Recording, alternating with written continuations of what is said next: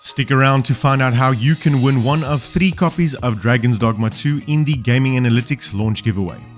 Now, let's get nerdy. Though they have appeared a handful of times in the long history of the continent, it is still not clear how they are born or what brings them to attack men's civilizations. The small amount of information that has been gleaned from their sporadic attacks reveals little more than the facts that dragons possess a dreadful power and are intelligent enough to understand human speech. Dragons appear without warning, sometimes dozens, sometimes hundreds of years apart, bringing chaos in their wake and destroying men and nations without distinction. Their actions are inhumane and atrocious, but given their high level of intelligence, it is hard to imagine their violence is without purpose. Many times in the past, they have brought the world to the edge of destruction, but they have never completely wiped out mankind. Within every age that they appear, the dragons commit a short-lived but ferocious assault upon the world. Then suddenly they cease their attack and align atop a mountain or other visible location, as if waiting for something. Given these strange actions, it is possible to think that dragons are fulfilling some sort of role or duty, serving some greater function in the world, yet at present there is simply not enough evidence to make any sort of theory about the dragon's purpose. It is also clear from past records that the number of monsters in the world seem to sharply increase around the time that a dragon appears. This could be nothing more than coincidence, but if it is somehow an effect of a dragon's imminent appearance, then this would be another example of a dragon's peculiar place in the natural order of the world.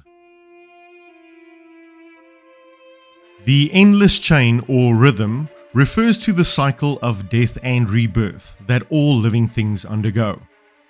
In the context of dragons, it refers to the destruction and creation of dragons through the actions of the Arisen, who are casual in both the destruction and creation of dragons.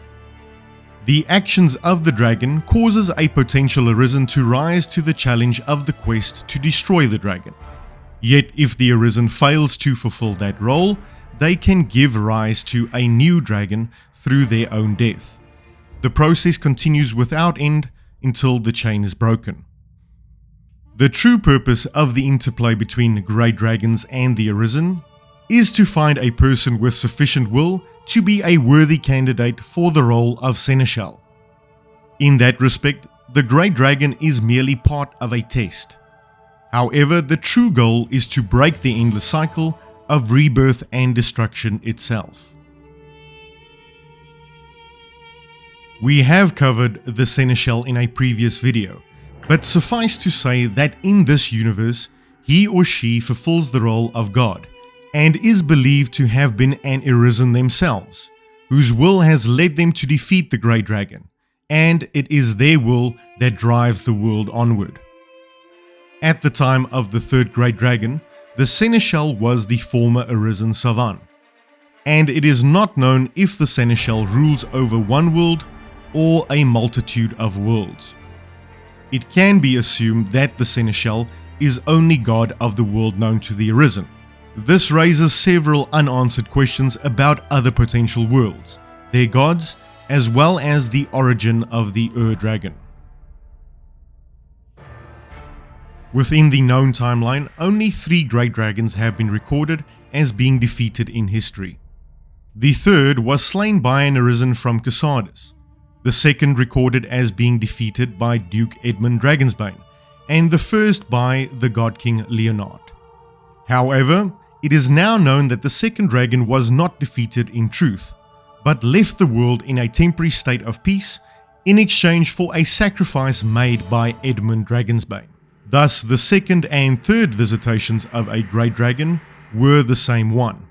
Although God King Leonard was recorded as having defeated a dragon, he did not, but in fact he made a similar pact with a dragon.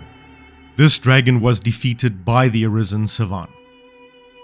The monk Hazlitt has some knowledge or heresy concerning dragons. He states that the faith has a saying that dragons roar thrice. Though the meaning of this, whether metaphorical or literal, is unclear.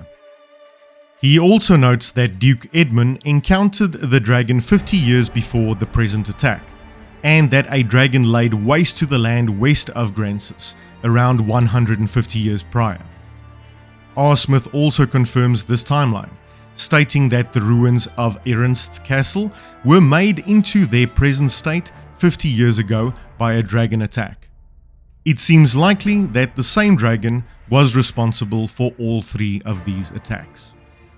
Great dragons come into being when an Arisen kills a great dragon but is subsequently defeated in combat with the Seneschal. It may be that they become dragons in a different world of their origin. Both the great dragons and their minor brethren speak the common tongue and sometimes worm speak, represented in-game by an unknown language. Common people from all regions and eras refer to such dragons as the dragon or the worm. The cultists of Elysian also call the third dragon by the term Grigori. Its meaning, however, is unclear. The Dragon, meaning primordial or first dragon, is a giant undead dragon of even greater power than the great dragon, as the Dragon is found either by traveling through a rift zone or through the Everfall. It can be assumed that it exists beyond a single world's existence, and is transdimensional, and as such, it can be assumed that there is only one Dragon throughout the entire multitude of worlds. Other Dragonkin also roam the worlds of Dragon's Dogma, including Wyrms, Drakes, and Wyverns, although obviously being less powerful than their true blood dragon cousins.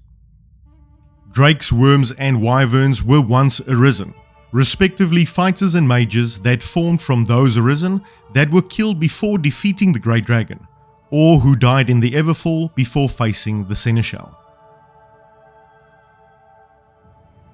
Wakestones appear connected in some fundamental way to the theft of the Arisen's heart by the dragon, and to the Endless Chain itself. Within the Harbinger of Destruction, the Arisen's heart is seen to become luminous as the dragon takes to eat it, likely indicating its transformation into a Wakestone from a fleshy bloody object. Furthermore, there is symbolism surrounding the Arisen's scar and heart. The bloody vessel on a Wakestone or Arisen's heart matches the Arisen's scar, whereas the swallowing of the Arisen's heart by the dragon parallels the Endless Chain itself. In order to win one of the 3 copies of Dragon's Dogma 2, all you need to do is like, subscribe, and let me know in the comments down below if this video was helpful in any way, shape, or form. Please also let me know if you have any suggestions on what I can do to improve my content. Thank you for watching, and stay nerdy.